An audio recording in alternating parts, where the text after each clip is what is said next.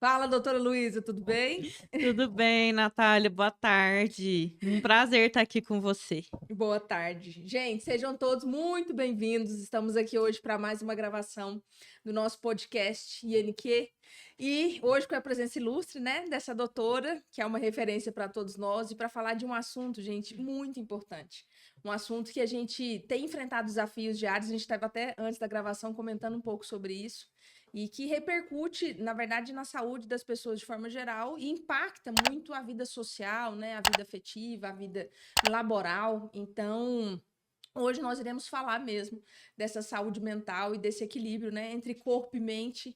Será que as pessoas estão conseguindo de verdade fazer esse equilíbrio e até essa gestão? Ou muitas vezes a gente lida num todo um processo de dor, a gente percebe que a saúde mental ela tem impactado muito, tanto em relação à intensidade, né, doutora Luísa, quanto em relação até à duração, vamos dizer assim. Então, para mim é um grande presente estar aqui com você, doutora, de coração. Uma Prazer é meu. pessoa que eu tenho acompanhado e tenho admirado bastante. Eu acho que Papai do Céu não faz nada à toa, as pessoas não se conectam à toa, né? Porque para a gente poder aprender e a gente poder crescer junto. Então, recebo hoje, gente, doutora Luísa aqui com a gente. E queria que você se apresentasse, doutora Luísa, para nós, por favor. Tá certo. Meu nome é Luísa Ninon. Eu sou médica psiquiatra. Sou paciente da Naves Queiroz. Tá em casa, Tô tá em em casa. casa, entrei lá, nem sei quanto tempo tem, nunca mais saí. Gostou? Gostei. Gostou? Gente, é esquema de pirâmide. Você começa no tornozelo, aí você descobre que o joelho tá podre, o quadril, aí quando você vê, você tá na ATM, aí você nunca mais Fique cuidando, né, doutora Luísa? Fique cuidando. Exatamente. Então, assim, é um prazer estar aqui também. E com você, né? Com vocês que me ajudam tanto lá na fisioterapia. E é isso, eu sou médica psiquiatra, sou formada pela UFG, tenho residência médica pelo HC da UFG, mestrado em saúde coletiva também pela UFG. Hoje eu trabalho lá na UFG. E também no meu consultório particular. Show de bola. E doutora Luísa, primeira pergunta, assim, né? A gente tem falado muito para as pessoas e quem assiste a gente muito são estudantes também, né? De todas as áreas, na verdade, da saúde. E a gente tem falado muito sobre a questão da carreira, né? E por que medicina? Por que psiquiatria? Queria que você contasse um pouquinho essa história pra gente, por favor. Eu já contei isso lá na fisioterapia. Já contou esse caos, agora nós vamos colocar aqui em todas as plataformas. Então, gente, eu caí um pouco de paraquedas, assim, na medicina. Eu queria fazer engenharia.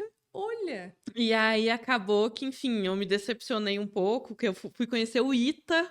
Nossa, Ixi, eu era Maria. desse tipo. Entendi.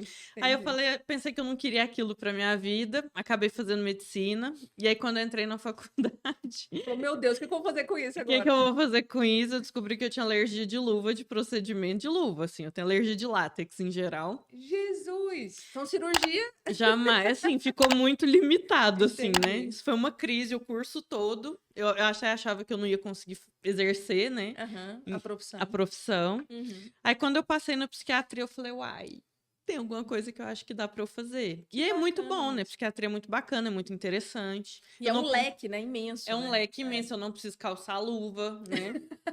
Então, Já tem esse assim, detalhe garantido. tem esse detalhe garantido. Então, aí eu fui pra psiquiatria, gostei, é uma área que eu sou apaixonada. E deu certo, né? Que bom que deu certo. Que bonitinho. Mas eu acho que, assim, independente de qualquer coisa, eu acho que seria psiquiatria mesmo. Nada é por acaso, né, Nada doutora por Luísa? acaso. Nada é por Exatamente. acaso. Gente, já começando esse bate-papo, doutora Luísa, e já que a gente está falando, né, sobre esse assunto, eu queria que você falasse um pouco sobre a questão, assim, do que você tem percebido de mudança realmente. A gente viveu, nós estamos em 2024, a gente viveu a pandemia ainda muito recente e a gente ainda está enfrentando muitas repercussões na saúde de forma geral, né? Sim. E tanto o que a gente percebe da questão mental, mas também da questão física.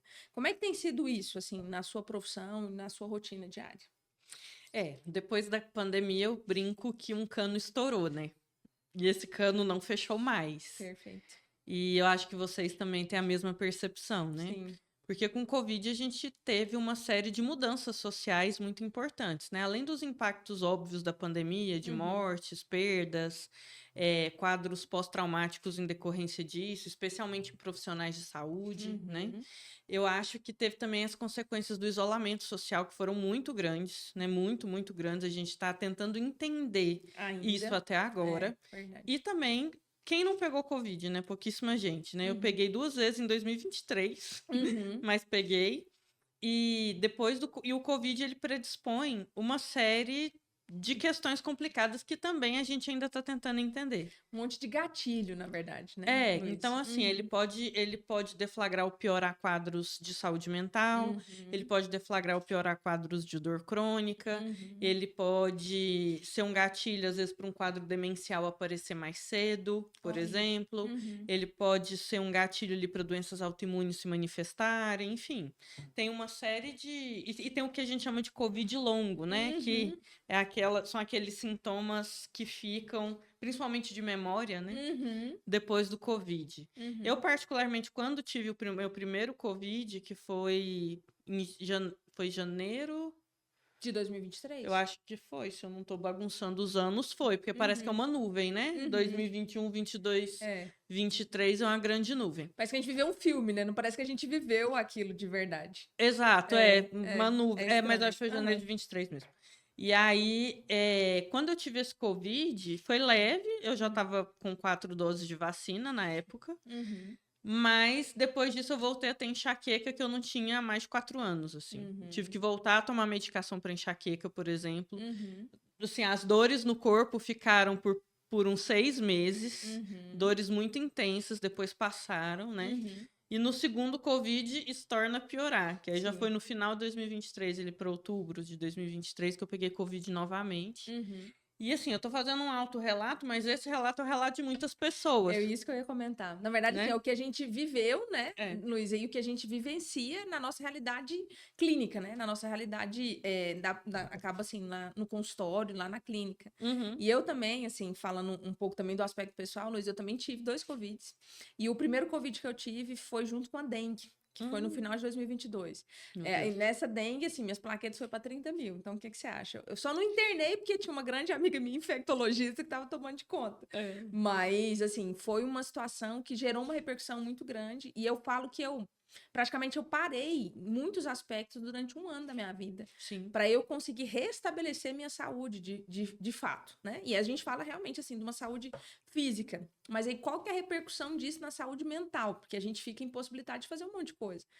Né? Porque a gente tem dor, porque a gente não dá conta, porque a gente não tem essa questão também da questão da memória, né? Que às vezes você fala, gente, tô emburrecendo. Eu não lembro. Parece... Qual que é o nome disso? Parece que é mais não ou vem, menos... né? Não vem. Não vem. E assim, é justamente, eu acho que isso é muito importante da gente pontuar o tanto que toda essa manifestação, independente das pessoas terem pego ou não, mas toda essa manifestação e essa modificação que a gente teve na própria sociedade, né, Luísa? Isso mudou muito. E a gente é gente de gente, né? A gente é acostumado a viver em comunidade. Tanto é que existem as comunidades, né? Ao longo dos anos a gente estuda isso, historicamente falando, e de repente a gente não podia mais ser comunidade. A gente tinha que ser indivíduo solo. Só que a gente não eu acho que, eu brinco que a gente não é celularmente preparado para viver sozinho, né? Exato. Tanto é que nosso corpo é um monte de célula que vive junto e tentando achar o equilíbrio. E aí, dentro desse aspecto, assim, o que você tem vivenciado, Luiz, assim, no seu consultório, né, na sua realidade ali no próprio HC, porque acaba que também você deve enfrentar ali algumas situações um pouco mais agudas, né? Eu trabalho no Saudavelmente, que é um serviço de assistência estudantil, e a gente sabe que para os estudantes foi caótico, né? Assim, a pandemia foi caótica. Quando a gente pega as diferentes faixas etárias, né? Pré-escolares, escolares, adolescentes e estudantes universitários, o impacto é gigante. A gente ainda está tentando entender esse impacto, né? Do que foi esse tempo de aula remota, de online, de ausência de socialização. E, assim, os impactos são imensuráveis, né? E a gente ainda está tentando entender isso cientificamente falando, mas que existem consequências sérias, existem, né? Eu não sei se você tem filhos ou se essa é a Sim. primeira. Tenho um e essa é a segunda. Então você viveu a pandemia com filhos. Sim, com Sim, o certeza. quão foi estressante, assim, Sim, também para os pais, né? sim. Que, enfim, né? Foi uma época muito difícil.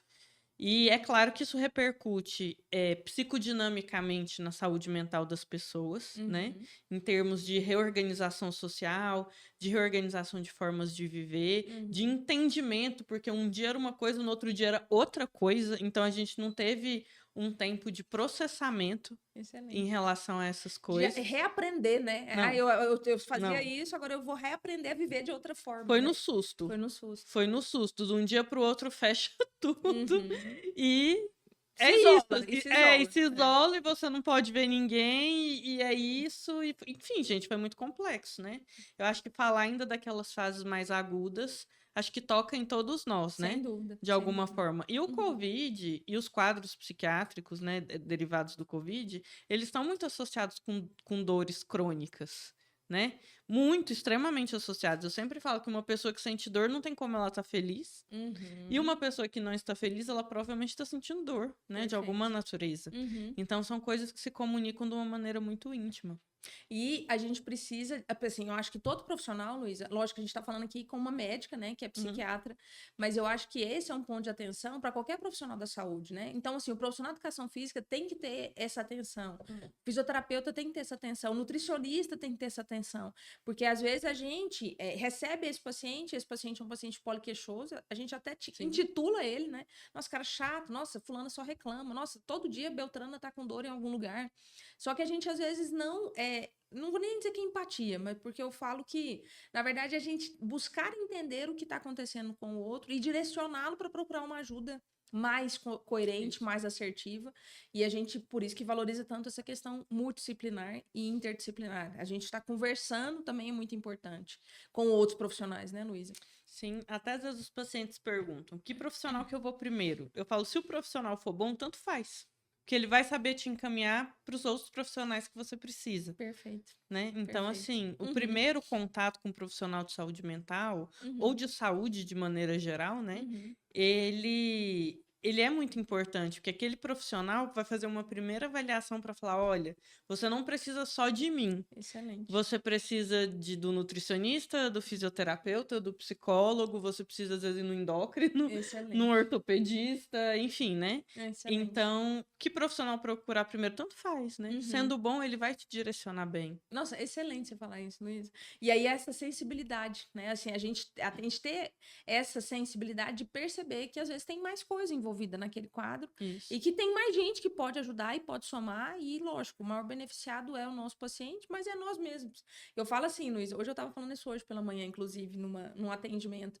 Eu tenho, assim, eu gosto de sentar, deitar a cabeça no meu travesseiro e ter certeza que eu fiz o melhor para as pessoas naquele dia. Uhum. E o melhor não é necessariamente a gente também ser o motor primário ali, né? A gente ser quem vai gerar algum tipo de estímulo, mas a gente entender e a gente direcionar, eu acho que já é um cuidado. Ah, com E isso certeza. falta para muitos profissionais, independente da Sim, área, né? sim. Independente das profissões. Sim, a gente, né, a gente em saúde tem uma máxima que a gente não faz nada sozinho, né? Excelente, A gente não faz excelente. nada sozinho.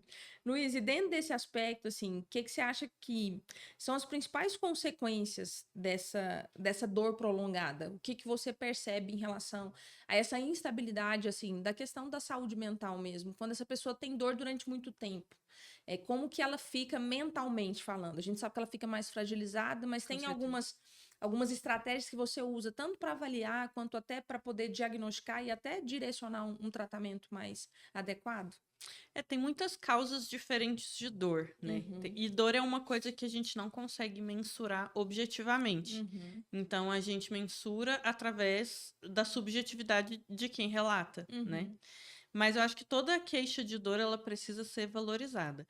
Pessoas que sentem dor, né? Tem muito mais propensão a terem quadros de humor, né? Uhum. Principalmente depressão. Uhum. Então, são coisas que estão intimamente associadas e pessoas depressivas, né? Tendem a ter mais quadros de dor também, né? Então, é uma via de mão dupla. E, via de regra, quando a gente pega pacientes, por exemplo, fibromiálgicos, ou então pacientes com artrose, com artrite, alguma condição reumatológica, né? Que gera uma dor crônica, é muito importante um manejo multiprofissional, né? É entender que o psiquiatra não vai dar conta sozinho, o psicólogo não vai dar conta sozinho, o fisioterapeuta não vai dar conta sozinho, a gente vai precisar de uma articulação de cuidados. E eu acho que o mais importante, talvez, sejam os encaminhamentos precisos, né? E a comunicação da equipe. Perfeito. Acho que é importante uma equipe de saúde se comunicar para oferecer aquele cuidado da melhor forma. E a gente entender, é bom você falar isso assim, a gente não tem como mensurar e não existe nenhum conceito também fechado da questão da dor, né? Sim. É uma experiência muito individual. Então, assim, às vezes o que é dor para mim não é dor para você, e às vezes o meu ambiente faz eu ter mais dor, porque ele é um ambiente mais estressante, ele é um ambiente que me deixa ali num nível de tensão e de estresse maior, e às vezes o seu ambiente não. O seu ambiente é um ambiente mais tranquilo. E eu gosto muito de falar sobre isso. Quando a gente fala de dor, a gente fala dessa questão da ambiência, né, Luísa? Porque tem tudo a ver. E entender isso até um ponto de atenção, gente, para vocês, profissionais, assim. Entender, peraí, aonde essa pessoa sente mais dor? Será que tem algum lugar, né? Às vezes as pessoas sentem mais dor em casa. Então, assim, o que tem em casa que tá fazendo essa pessoa tá num sofrimento tão grande que ela vai estar mais poliqueixosa? E aí, às vezes, ela fala, não, quando eu saio de casa eu melhoro. Porque tem uma distração, né? Porque tem outras coisas e ela deixa de pensar naquela dor, né? Naquela intensidade. E uma outra coisa aqui, Luísa, que você mesmo falando quando a gente fala de dor crônica, eu acho que é a preocupação nossa da gente ter uma hipersensibilização central, né? Porque assim, mesmo que a gente, ainda mais quando a gente fala de dor crônica, a gente tá falando de uma dor que não é às vezes uma dor local. Ah, não, meu ombro dói, não, eu virei o tornozelo e aí agora ele dói, ele inchou e ele tá gerando todo um processo inflamatório. Às vezes essa dor ela não é nem real, mas essa dor ela é sentida pelo cérebro. Então existe realmente uma adaptação nesse sistema nervoso central das dores. Isso é um fato, né, doutora Luísa? Porque a dor, além de uma resposta ambiental, ela também é uma emoção, né? A dor é uma emoção. Então, entender a dor como uma emoção é importante para que a gente entenda o paciente com dor, né? Aquilo é uma emoção, como uma tristeza, como uma alegria, como as diversas emoções que a gente experimenta ao longo da nossa vida. Só que a dor é parte emoção, parte resposta ambiental. Então, é aí que a coisa se mistura, né? E isso tudo é processado no sistema nervoso central. Exato. E quanto mais dor você sente, né, mais ativadas ficam essas vias de neurotransmissão dolorosa e maior é a percepção dolorosa com o tempo.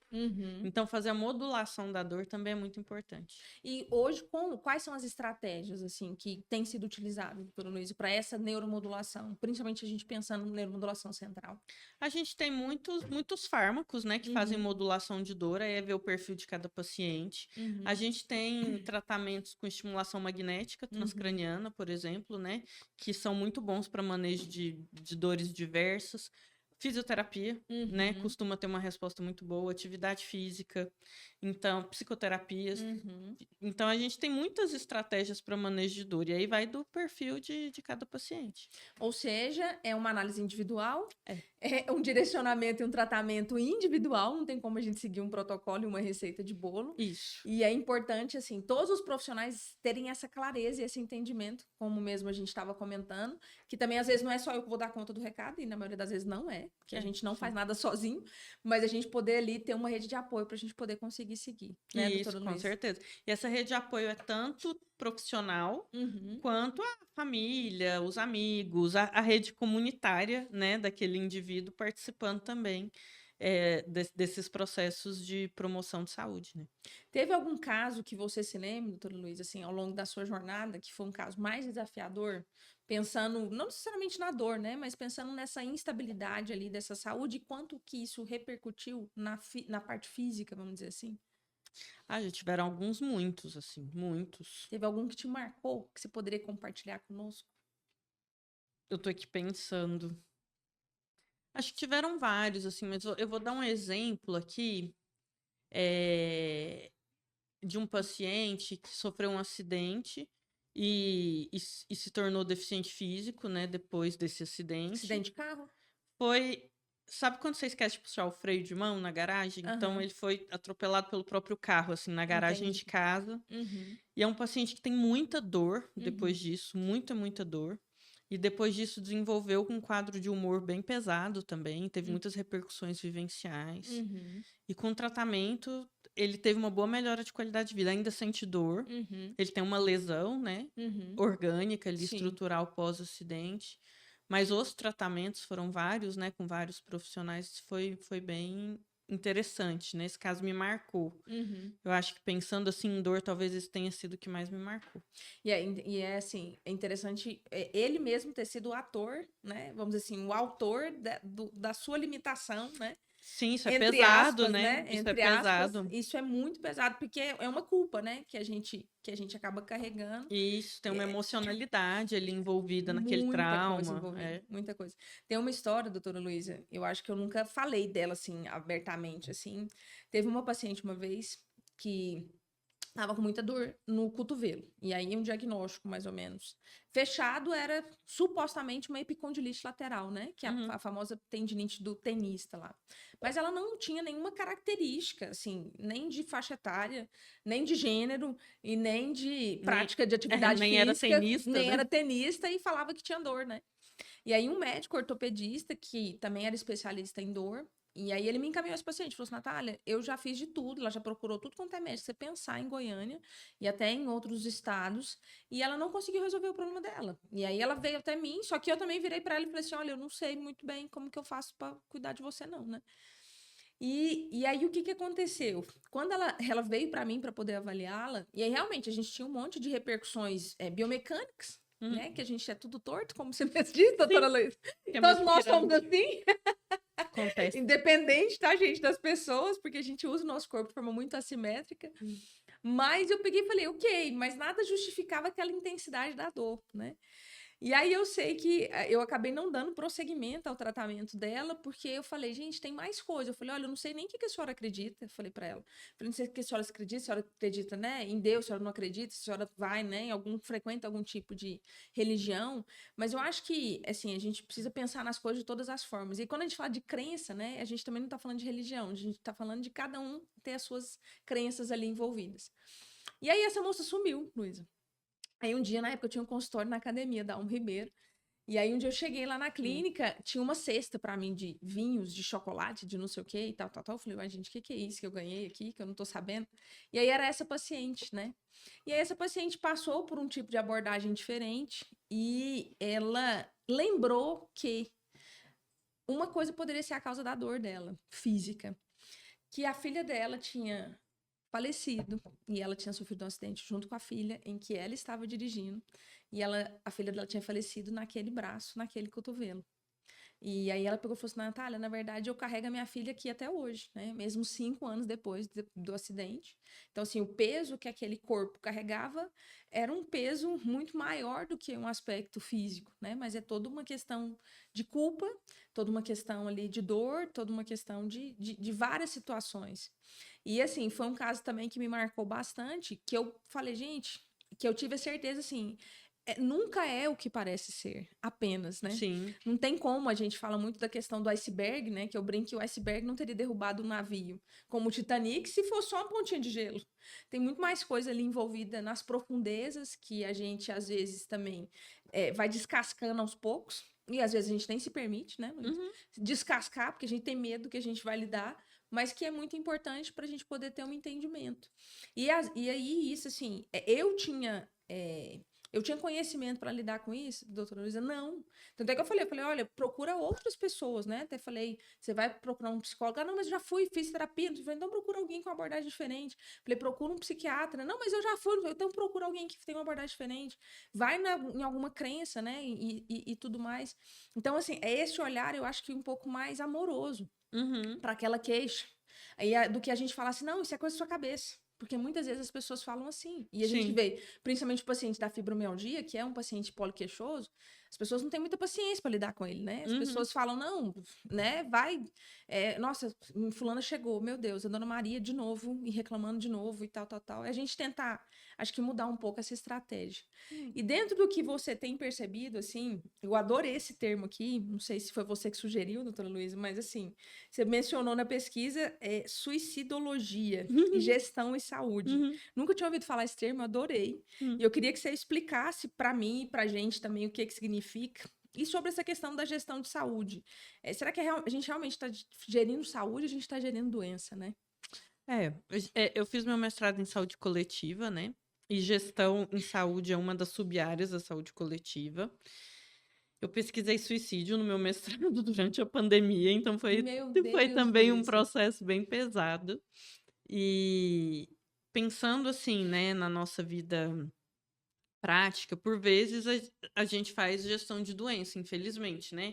Que é aquela coisa da pessoa que já chega adoecida em busca de um tratamento, né? E que aconteça assim, né, Luísa? Milagrosamente. Milagrosamente. Milagrosamente. Mas a gente tem um outro aspecto, né, da saúde coletiva que a gente chama de promoção da saúde, né? Que é onde as práticas de saúde devem se alicerçar.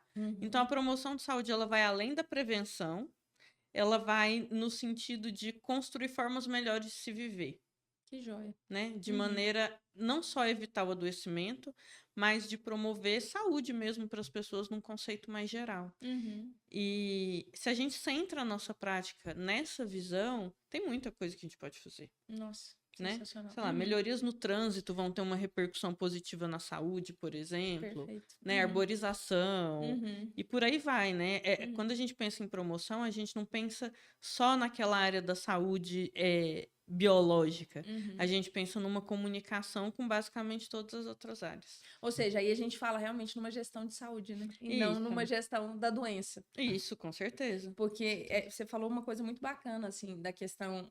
o trânsito é uma coisa que estressa, né? Sim. Eu acho que hoje as próprias redes sociais, elas deixam as pessoas mais ansiosas, mais angustiadas, e as pessoas também vão viver uma vida que às vezes não é a delas, e elas também acham que aquela vida daquela pessoa que posta aquilo tão feliz e tão harmonioso e tão maravilhoso, elas acham que aquilo é realidade, mas também a gente sabe que o buraco é mais embaixo, né?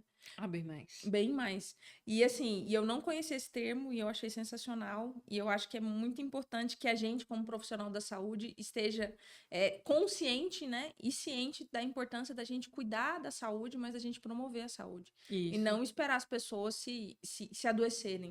Né? Isso, com certeza. Isso eu falo muito, Luiz, assim, dentro da fisioterapia, ao longo dos anos. Eu tenho 15 anos de formada, né? Me formei também na Universidade Estadual de Goiás. E quando eu era estagiária, que eu fui estagiária quase 3 anos numa clínica em Goiânia, eu lidava muito com as pessoas, assim, operadas, as pessoas machucadas. Eu falava, gente, é só isso, essas pessoas que procuram a gente, que precisam da gente, né? Será que a fisioterapia, ela é isso? Ela é tratar a doença? Será que a gente não poderia prevenir? E aí, muitas vezes, assim, as pessoas, não, eu operei um joelho direito. Aí, 2 anos, a pessoa operou o joelho esquerdo. Você falava, ué, mas então por que fulano machucou o joelho e aí 2 anos depois machucou o esquerdo? A cirurgia resolveu o problema dele? Ou era só a consequência de um problema? Que aí a gente foi tratando, assim... Na verdade, eu fui questionando como a gente tratava as pessoas, e aí a gente foi revisitando mesmo essa abordagem, pra gente poder pensar isso. Acho que acaba que faz um pouco de sentido também. Mas é por aí mesmo, né? Que Essa a gente ideia. tem que centrar nossas práticas. Porque, querendo ou não, quando a gente só trata doenças, não que isso não seja importante... Sim, sem dúvida. A sensação é de enxugar gelo um pouco, né? E quando a gente atua na prevenção e na promoção, eu acho que até para o profissional é mais gratificante.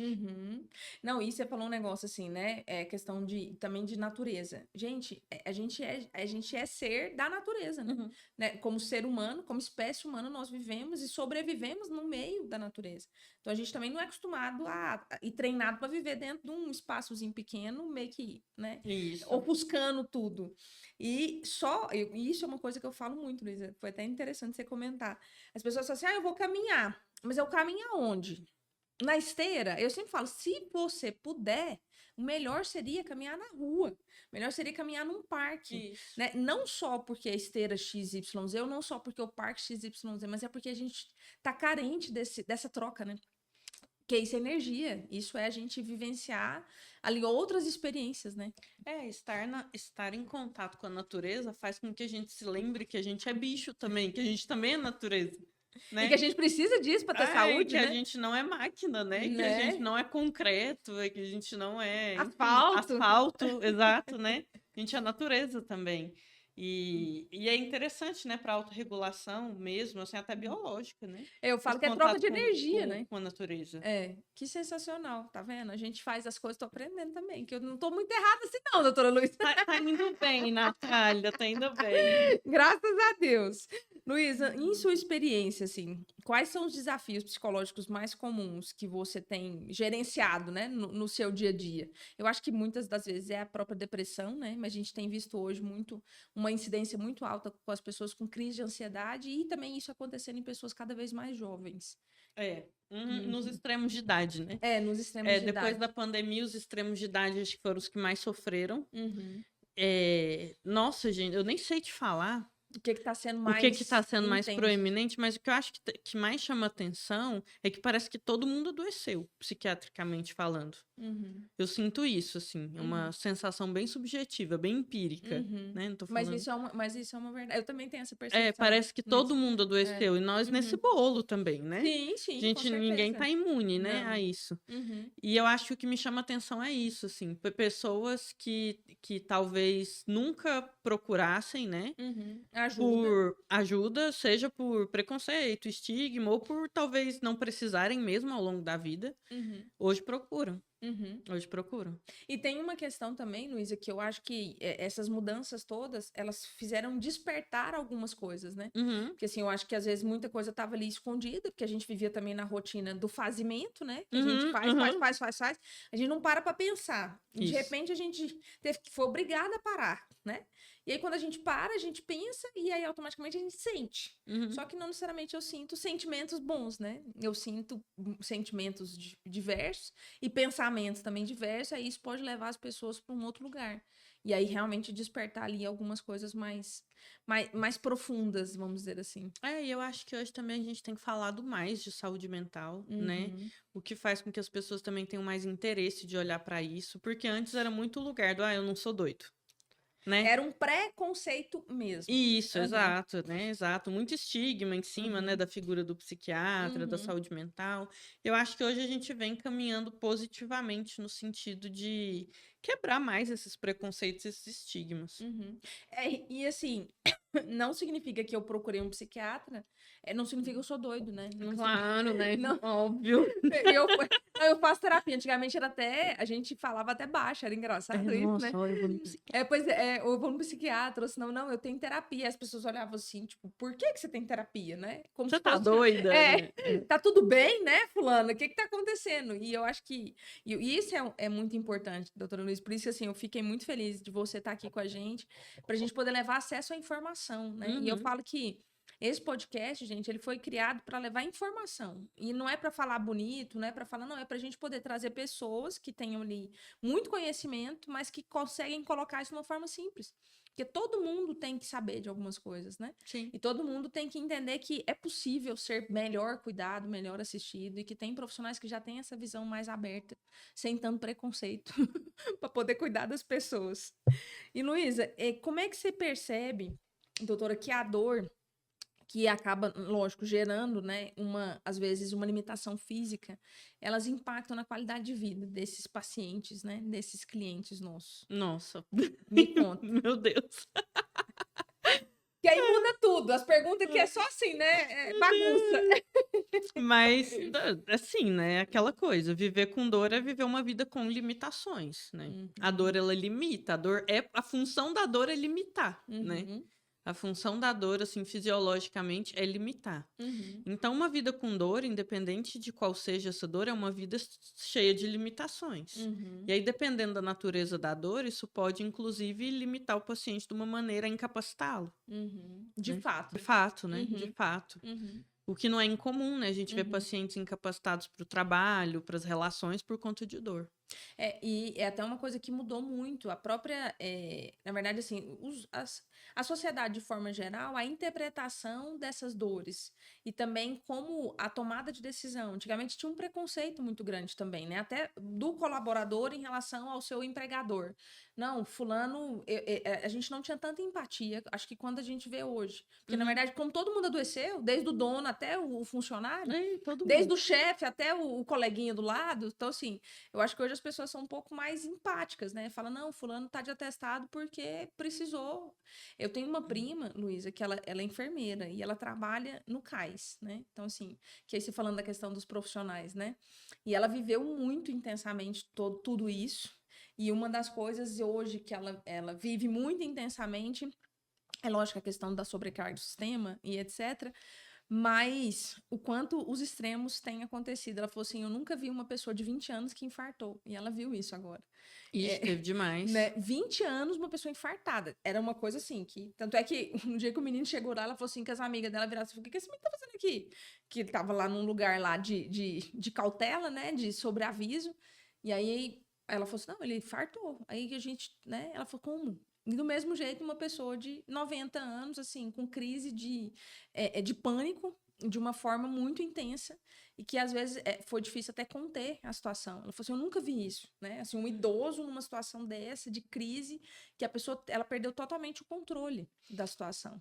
Os idosos ficaram muito isolados e muito vulneráveis nesse contexto da pandemia, né? Eles eram os mais vulneráveis, eram um dos grupos mais vulneráveis e ficaram muito isolados, muito solitários, né? Isso foi enlouquecedor, assim. E é mais ou menos isso. Ela usou essa palavra. Luiz, ela falou assim, parece que as pessoas estão enlouquecendo, mas assim, só que às vezes elas nem sabem por quê, assim, né? Mas elas sabem que elas estão sentindo, e é lógico, às vezes guardaram isso durante um tempo, e aí agora o negócio vem como se fosse uma bomba relógio, né? Ah, com certeza. Eu acho que foi isso, né? A pandemia escancarou muitas coisas que já estavam ali, né? E acrescentou outras. E com isso, assim, a gente ainda tá vivendo nesse cenário caótico de saúde mental. Entendi. Bem Perfeito. caótico. Bom, e outra pergunta, doutora. Eu queria que você desse, assim, pra gente, dentro dessa questão da psicoterapia que você compartilhou. Dentro hoje, porque eu sei que seu esposo também é psicólogo, né? Então eu vou puxar a sardinha aqui para mais conhecimento sobre o assunto. Mas essa questão, assim, da diferença, Luísa, como que hoje o psiquiatra atua, como que o psicólogo atua? E eu sei que todo mundo tem dúvida em relação a isso, e todo mundo às vezes pergunta, mas eu vou procurar quem? Eu procuro psicólogo ou eu procuro psiquiatra? Então, quando procurar um psicólogo, quando procurar um psiquiatra, e o que é o papel dessas pessoas na vida, né? Nossa, vamos dizer assim. Certo. O psiquiatra, ele é um médico, né? É uma especialidade médica. Então, o psiquiatra, ele prescreve remédio, ele diagnostica, ele acompanha. O psiquiatra pode ser um psicoterapeuta também. Nem todos são, mas é possível, né? Eu sou psicoterapeuta também. E o psicólogo, ele tem outras atribuições, é uma outra área de formação, né? O psicólogo, ele pode ser clínico, né? Que ele vai conduzir psicoterapias, vai ser um psicoterapeuta. Ele pode ser neuropsicólogo, que ele vai aplicar testes psicométricos. Ele pode ser um psicólogo organizacional, que vai trabalhar em empresas, né? Por exemplo. E a psicologia tem uma série de áreas também que são muito abrangentes. Mas, geralmente, pegando o contexto clínico, né? São atuações que eu entendo como complementares. Perfeito. Então, o psicólogo e o psiquiatra, eles precisam sempre estar dialogando. Não é uma coisa ou outra, né, Não é uma Luísa? coisa ou outra. Geralmente são as duas coisas e uma equipe sinérgica ali que se comunique. Então, qual profissional procurar primeiro? Tanto faz. Se for um bom profissional, vai te orientar aí naquilo que você precisa, né? Mas eu entendo que são áreas que se complementam na clínica, né? E eu acho que você falar desse aspecto clínico é uma das coisas que eu bato muito isso na tecla. A gente tá carente de pessoas clínicas, né, Luiz? De pessoas que analisam vários fatores. A gente tá muito segmentado dentro do serviço de saúde. Que seja na medicina, que seja na fisioterapia. Sim. Eu tenho o próprio ortopedista. Não, então ele trata doenças ortopédicas. Aí eu preciso de alguém para poder cuidar dos meus hormônios, eu tenho que ir no endocrinologista, porque o ortopedista não vai cuidar dos meus hormônios, né? Só que, na verdade, a psiquiatria, ela traz pra gente essa abordagem mais clínica. Não, a gente vai olhar para tudo. Do mesmo jeito, o psicólogo ele vai olhar para tudo. As intervenções vão ser diferentes, os graus de intervenções, né, e as formas vão ser diferentes, mas não significa que é uma coisa ou outra. Sim. Então é mais ou menos isso que eu tenho orientado ao longo dos anos. Isso mesmo. Inclusive em aulas também. E a outra coisa, assim, doutora Luísa, quais são os sinais de alerta para uma pessoa ou para a gente ter a percepção em relação ao nosso paciente-cliente, de que, nossa, essa pessoa precisa de ter uma ajuda profissional na parte da saúde mental? O que você, hoje, se é que você poderia falar, assim, de alguns aspectos que são alertas para a gente, até para a gente poder saber quando direcionar e, principalmente, algumas pessoas que são mais vulneráveis para isso? Eu acho que é prestar atenção nesses grupos vulneráveis, né? Crianças, idosos, mulheres, gestantes, né? Que já tendem a ser grupos mais vulneráveis. Mais sensíveis, né? Mais expostos, né? Vamos por assim dizer. além da questão dos grupos, analisar, né, se tem alterações de comportamento nesse paciente, se ele mudou o padrão dele de funcionar, se ele mudou o jeito dele de ser, se ele mudou o jeito dele de se relacionar com as pessoas. E estar atento, assim, a essa forma de funcionar da pessoa, o funcionamento da pessoa, que é mais importante, né? Se você nota que essa pessoa está se retraindo ou se soltando demais, você nota alterações no jeito de funcionar, talvez seja a hora de ver um psiquiatra. De forma muito brusca, até por vezes, né? Assim, Por vezes brusca, por vezes insidiosa, mas assim, alterações é que com impacto funcional, né, na funcionalidade, no jeito de ser, eu acho que podem ser um bom sinal de alerta para se procurar um psiquiatra. E para direcionar também essa pessoa para ter essa assistência. Isso. E eu sei que vai fugir um pouco aqui do que a gente tá falando, Torores, mas eu queria, assim, hoje a gente tá vivendo a era do autismo, assim, né? E pessoas, eu tive uma paciente que foi diagnosticada que é autista agora, com 25 anos, né? Então, assim, de forma meio que tardia, né? Se a gente parar para pensar. Esse também e tem sido uma repercussão muito grande, que a gente viu um aumento agora na pandemia, né? E também eu acho que talvez tenha alguns sinais que a gente poderia parar para poder analisar. Existe isso mesmo, doutora Luísa, em relação à questão do autismo, que seja em pessoas, né, crianças eu acho que é um pouco mais divulgado, mas assim, nas pessoas adultas. Porque, assim, essa paciente minha mesmo é uma paciente que tem um histórico de muitas lesões, assim, desde a adolescência até a fase adulta. E aí, o que mudou, pelo menos uma percepção que ela teve, que ela falou para nós, foi de que ela começou a lidar com as lesões de forma diferente. Antes, para ela, tipo, era mais uma lesão. E agora, meu Deus, mais uma lesão, vai acabar com a minha vida, vai não sei o quê, que vai ser de mim agora, né? Ela percebeu que ela, na intensidade como ela lidava com isso, ela mudou.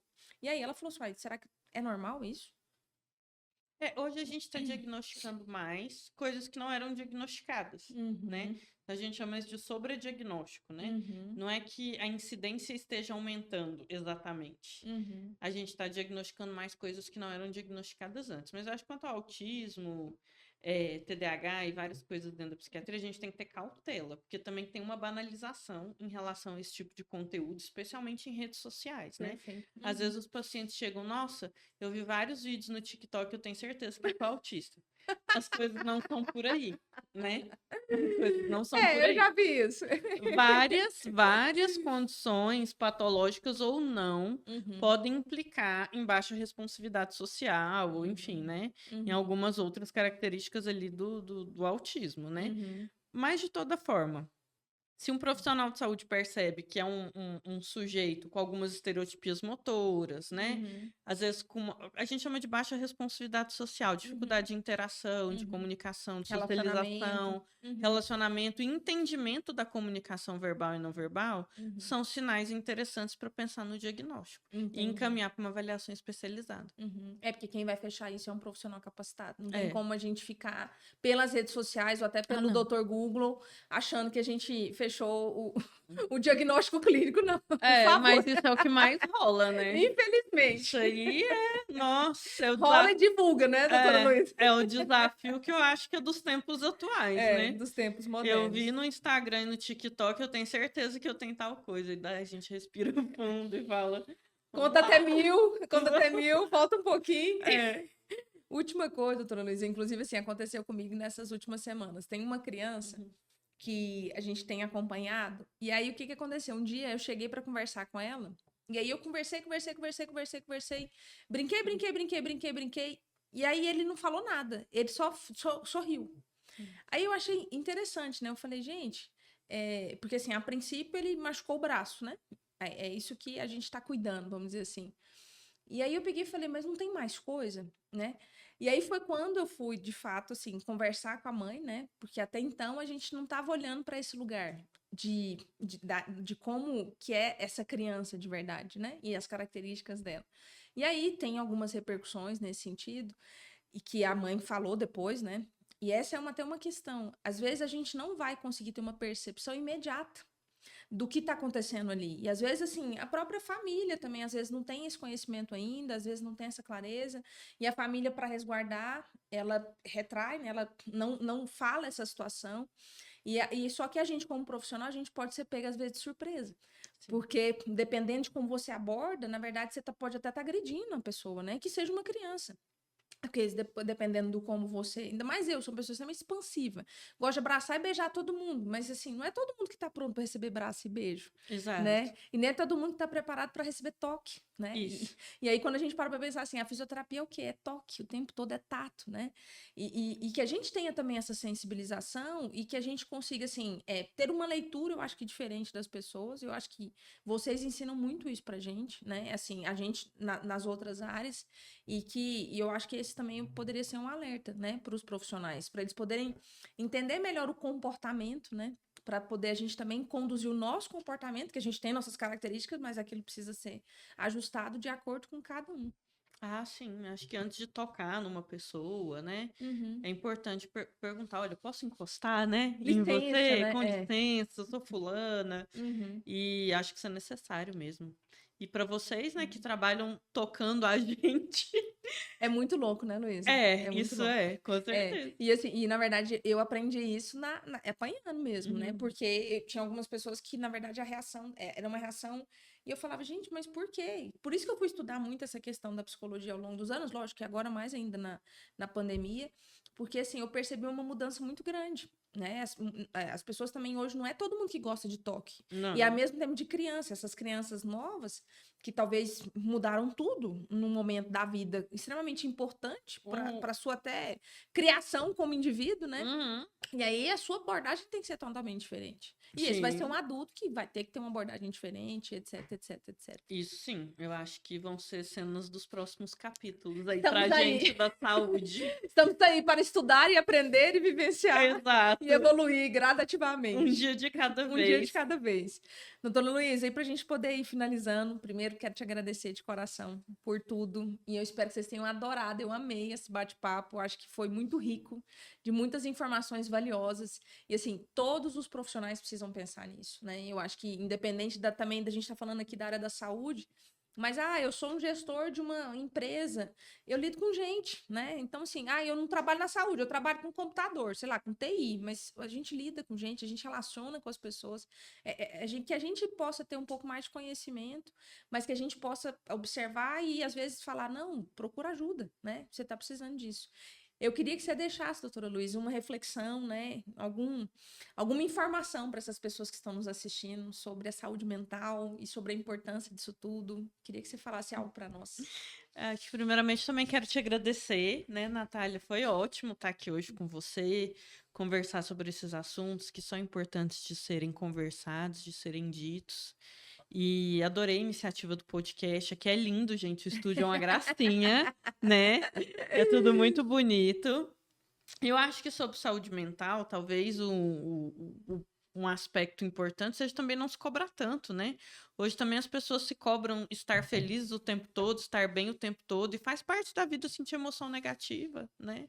Então, acho que a gente aprender também a viver em equilíbrio com as nossas emoções e sensações é mais importante do que estar se sentindo bem o tempo todo. Que bacana, Luísa. Sensacional. E Sim. saber lidar com as frustrações, né? Porque assim, todos nós, gente, vamos nos frustrar. O tempo todo.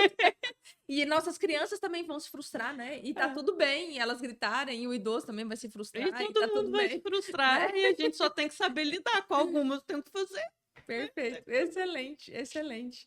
Bom, gente, recebemos aqui hoje esse presente, foi a doutora Luísa. Muito obrigada mais uma vez de coração. E queria que vocês seguissem as nossas redes sociais, tá? Doutora Luísa, qual que é a sua rede social, doutora? luisaninon.psi, que é meu Instagram. Sigam lá para mais dicas preciosas e também para poder marcar consulta. E também para indicar para os profissionais e também para os clientes e pacientes que vocês achem que precisa. É uma excelente profissional aqui que pode assistir essas pessoas juntamente com vocês e ajudar nesse auxílio da saúde. E sigam as nossas redes sociais, né? @INQ Academy. E a gente está realmente em todas as plataformas. A gente também tem o @Instituto Naves Queiroz, em que a gente busca compartilhar, gente, informação. E nossa rotina diária lá de diversão, de esquema de pirâmide. Mas a gente se diverte e a gente cuida das pessoas, graças a Deus. Obrigada, doutora Luísa. Imagina, eu que agradeço. Até a próxima oportunidade. Até. Beijo, gente. Fiquem com Deus. Tchau, tchau.